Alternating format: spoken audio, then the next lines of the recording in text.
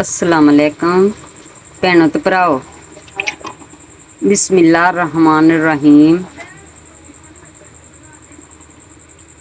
अज मैं तुहानू आलू बताऊं दी ना रेसिपी दसन लगी हाँ। ए देखो प्याज पाया, प्याज दे दो प्याज दो दरमियाने साइज दे प्याज,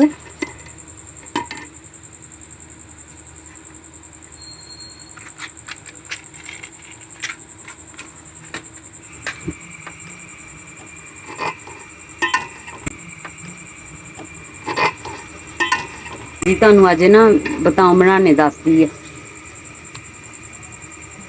पाइया पाइया बताऊं पाइया ही आलू आ, क्योंकि साडे घर दे जेड़े ना दो तीन जी आ, इस वास्ते ते तुसी अपना जिस तरह मर्जी जिन्नी मर्जी बना सकते हो, क्योंकि अपना हिसाब है ना, तो फिर इस वास्ते बताऊं बनाऊंगी कि तुसी ना कहोगे कि बाजी ने सानू ना अज बताऊं बनाने दसे आ, ते तुसी उंगलियां चटोगे, कहोगे कि वाकई बने हुए आ। अगे जेड़े खाधे है ना उन्हां नाल डिफरेंस होणगे। तुसी बताऊं जेड़े खाओगे ना ये मुख्तलिफ होणगे। तुसी कहोगे कि वाकई है ना बाजी दे बताऊआं दे विच बहुत ही फर्क आ। तुसी आप कहोगे ते ये जिसले बताऊं बन जाणगे ना, फिर मैं तुहानू दिखावांगी मसाले दी बनाई कर रही हाँ। एहदे जैसे प्याज बनाना होंदा पिया ना, ते फिर इस तो बाद चीज़ां डाल दें। ते इहदे विच तुसी पता की करना हैगा, दो चीज़ां दा खास ध्यान रखना। वो ये कि एक ते लसन दा पानी लाना है, एक सुक्का धनिया जेड़ा आ वो भी तुसी लाजमी पाना है। थोड़ा जिहा, ये नहीं कि ज़्यादा चमची होवे, नहीं, अद्धी चमची जिन्ना जिस तरह कुट के, ये नहीं कि सबूता ही पा देना हैगा।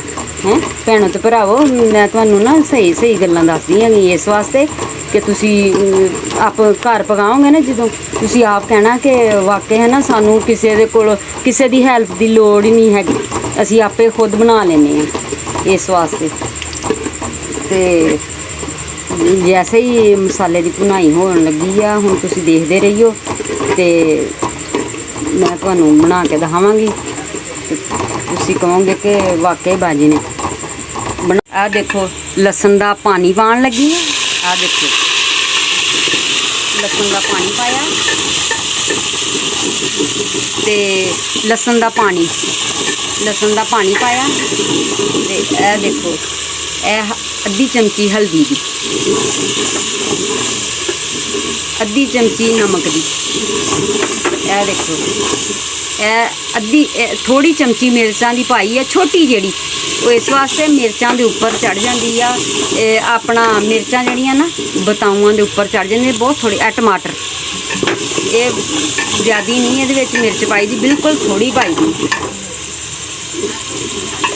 टमाटर पाए है, हुण इहदी भुनाई होण दी, दो टमाटर पाए मैं, तो वह फिर मैं इस तो तुहानू दसदी हैगी हाँ कि मुड़ के फिर तुसीं कहोगे कि साडी ना रेसिपी कोई गलती ना होवे, तद मैं तुहानू दसी जानी हैगी कि इन्नी चीज़ आ। मिर्च ये ज़्यादा नहीं पाउणी, ये मिर्च ज़्यादा पाओगे ना ये खाधे नहीं आते, ये इस तरह का हिसाब आ। यह देखो इस तरह थोड़ा थोड़ा पानी लाई जाना, यदी भुनाई करी जानी है।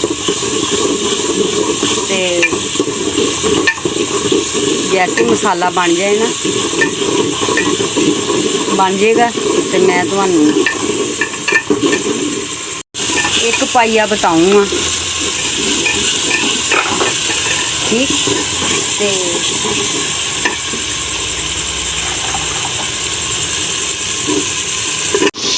हाँ जी बनती है ना, तो तुहानू मैं ना दिखानी है। एक पाइया बताऊँ, एक पाइया आलू आ, तो इदा करके ना तुसी भुनाई करनी है,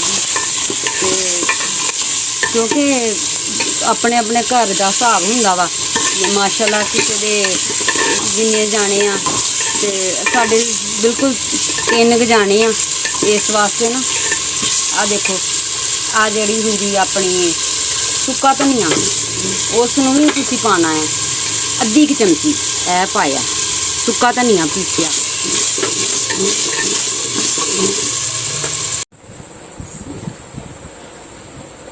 ਆ ਦੇਖੋ ਹੁਣ ਮੇਰੇ ਬੈਂਗਣ ਤਿਆਰ ਹੋ ਗਏ। ਆ ਮੈਂ ਧਨੀਆ ਪਾਉਣ ਲੱਗੀ ਆ ਦੇਖੋ, ਤੇ ਹੁਣ ਮੈਂ ਤੁਹਾਨੂੰ ਪਾ ਕੇ ਦਿਖਾਨੀ ਆ।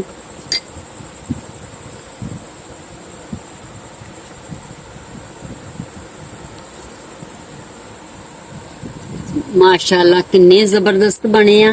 ते नाल आ देखो चटनी भी आ रखी, आ सलाद, आ चटनी, 2 किस्म दी चटनी आ रखी। ते एदी रेसिपी लाजमी तुसी बना के देखनी आ ते तुसी आप कहोगे बिस्मिल्लाह दी बरकत। ए देखो बहुत ही अच्छा मजेदार टेस्टी, तनूर दी रोटी दे नाल खाओगे ना तो इन्नी क मजेदार है कि तुसी आप कहोगे कि वाकई आ देखो बहुत ही अच्छी, तुसी कहोगे वाकई बाजी ने ना बनाना सानू दसिया। बहुत टेस्टी मजेदार, अम्मी जी भी कह रहे हैं, कहंदे बहुत ही मजेदार बनाया है। ते तुसी बना के लाजमी देखना। मेरे चैनल नू ना लाइक शेयर लाजमी करना, कमेंट करके दसियो ते कैसे बने आ, लाजमी बना के देखने आ मेरे आलू बैंगन। शुक्रिया।